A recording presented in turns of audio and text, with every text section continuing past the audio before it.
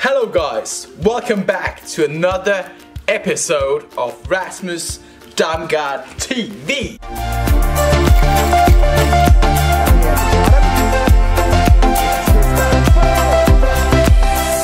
I hope you have a great day wherever you are. I'm excited. I've just had a coffee, so I'm like all energized and all ready to do this. The first story time. That's what I'm going to do today. So I hope you are excited. I hope you're ready. And Rockstar, if you haven't joined the family of the internet and the YouTube cocktail family, then smack the button. It's right down there. Just like boom, hit it. Yeah. Do your thing and I'll continue my story time. Alright, so guys, today I want to tell you how I launched my very first business. It was after high school. I lived in Jutland, part of Denmark. You know, after high school you're like tired of school and you just want to do something else. Or at least like most of us. I was tired of school. So I went to London to become a bartender. Yeah, I was a dishwasher in Jutland at this cafe bar. There was some really cool bartenders and I was always looking at them and feeling like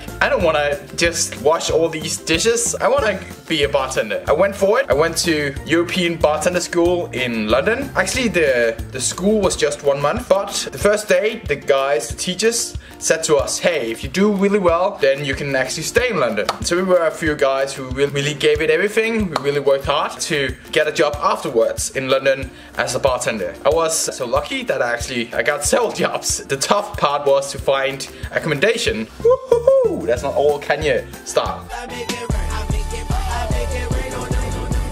But we found that and I stayed in the amazing city for 1.5 years. I planned there to stay 1 month. I even had a job in Denmark. So I had to call my boss and say, hey, is it alright that I stay over here? And he was really a great boss, so he actually let me do it. So thank you. Yeah, so I lived in London and it was over there that I started my first business. I have always liked the idea about being your own boss, you know, that mentality. You decide how much work you want to put into it. You decide your own schedule and all that. I'm just a fan of it. In London, my way of sightseeing was I would end up in all the different end stations of the buses and trains. Like I was a bartender and after long shifts, then I would fall asleep in the trains, in the buses. First I would end up in one end station, then I would fall asleep on the way back, and then I would end up in another end station. So that was like my night visiting all the end station. I remember I ended up in Heathrow terminal. I didn't have any flight ticket, but I ended up there 2 times in 1 weekend just because I fell asleep. And I remember just like walking out and at Heathrow again. Yeah, so that was my way of sightseeing of London. Woo! So I thought, why is there not an app that can help me wake up in time so I can go out and leave the train at the right time? And I couldn't find the app. I looked on my iPad, on my phone and so on. And then I was like, if there is no app, then why not make it? That's like how I see things. If there's a gap missing, then I can try to solve that issue, that problem. That's how I think of things, I guess. I remember I went on Google how to launch an app. I downloaded this ebook about how to make apps. And I was like really green and I didn't know anything about apps or business or anything. I was a bartender, you know. Woo! But I downloaded this ebook and it helped me a bit. I remember on the first page of the ebook it said you can either learn how to code an app and that will take you 10 years, start now, or you can read this book, this ebook. It will teach you how to find a guy who can help you make the app. And so this ebook was all about that. I heard about this online platform called Elance. I think it's Upwork today. There's a lot of great freelancers with amazing coding skills. So I went on that platform and posted a job. Hey, searching for a developer, you need to be able to make apps and all that stuff. This was back in 2011, 2012. It's really important to mention that apps was not that huge back then. I went on there and made a post and I got a lot of responses actually. The thing was, I didn't have the biggest budget, you know. I was a bartender. Let's leave it like that. You can imagine how it was. I had 3,000 to 5,000 Danish kroner, which is around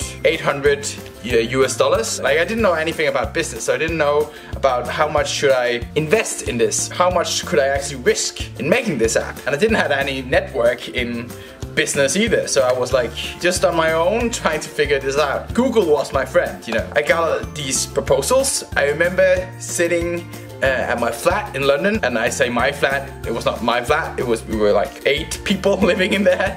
London, you know the drill. But I remember sitting there at a table, Skyping with these guys, these different developers, some more professional than others. I remember it was from India, Pakistan, and all around the world. One thing was really funny actually, I remember Skyping with them, and I was dressed up like this, but it's Skype, you know, so I was actually in underwear. You couldn't see that, so for them it seemed really professional. I'm glad they couldn't see the whole situation. Like, yeah, actually, like now. Yeah, guys, that's how I talk to you. Dressed up, huh? Boom. Yeah. Just make sure you're nice in the frame. The rest, you can do whatever you want. Back up. Great. Back to subject on that one. I'll dress up. I promise you that.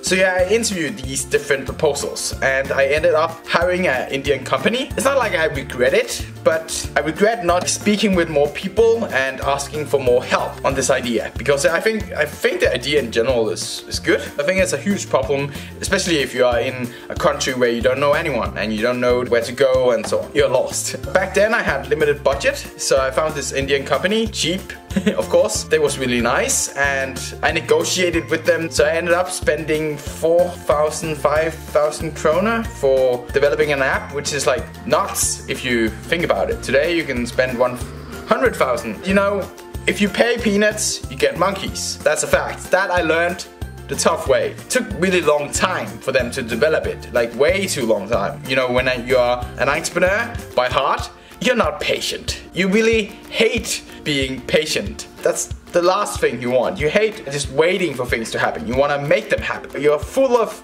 action. These Indian guys we were not on the same page for sure. They took way too long time, and they were not that skilled in graphic design. So the experience of this app was terrible. We finished it together. I was really proud of the whole experience. Like, I did a lot of PR and marketing on it, so I actually went on the news. The fun thing about it was I called it Get Off in Time. That was the name of the app. And I really didn't knew that phrase, get off, also means something else. Yeah, I don't think I want to go into that subject. So I called it Get Off in Time. The phrase of that was like, hey, get off in time. That means you get off your train bus in time. But yeah, it also means something else. So I think some people probably downloaded it because they expected, you know, something else. But I got downloads, and I remember getting downloads from Chile, from China, and from all around the world. Not that many. It's not like business was booming. But the first time I felt like an entrepreneur, and I felt, hey, I actually have something going. I think that's how I also got into the media. It was about me bragging about downloads from all around the world and so on. So imagine like you get downloads and lots of those. The user experience was really bad. So not that many people continue to use the app. It was a free app, so I didn't make that much money through it. In-app advertising, I made some money, but not enough for covering all the expenses. And then I, of course, had a paid version of the app. One a bit more advanced, but the functionalities extra was really not worth it, to be honest. It really didn't have that many extra functionalities. Like, of course, no advertising in that one, and different alarms. You could choose your own alarm clock, I think. You could upload a music number and so on. Wow. Great, Rasmus. Yeah. But what I really liked about this venture and my first business was all the stuff I learned through it. I really recommend executing and just learn a lot in the first years as an entrepreneur. Maybe your first business will be the one that takes off, yeah, but maybe not. And if not, then the goal is to learn a lot. Of course, my goal was to make this business the one that takes off, and my goal was to live off this app. But I learned a lot through it, and then I started this bartending company instead, and we have a lot of stuff going on. It's my full-time job, and we have employees as well. So I really recommend that you just try to execute on the idea first idea you get. And always remember, it's not about whatever idea you might have, it's about the execution, how much work you put into it and how much you want it. I wanted to make this app and I got an app store, and I remember I was so proud, and I told my grandparents, and they were like, what an app in App Store, what is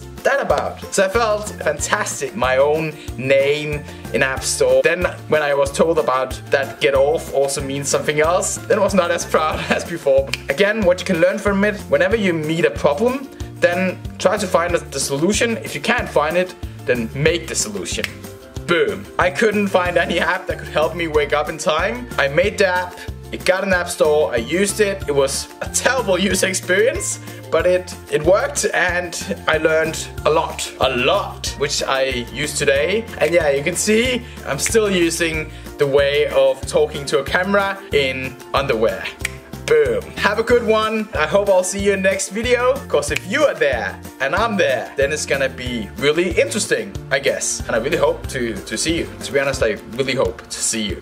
Great. Rasmus Damgaard TV. This was Storytime. I hope you had fun. If not, then I'm sorry, and I'll improve my Storytime next time. This was the first one. The first is always not the best one. Exactly like business. The first business might not be the best one. It might be. If you're also lucky it's the best one, then go for it. See you, take care, and have a good day. I'm having a brilliant one. Boom! Over.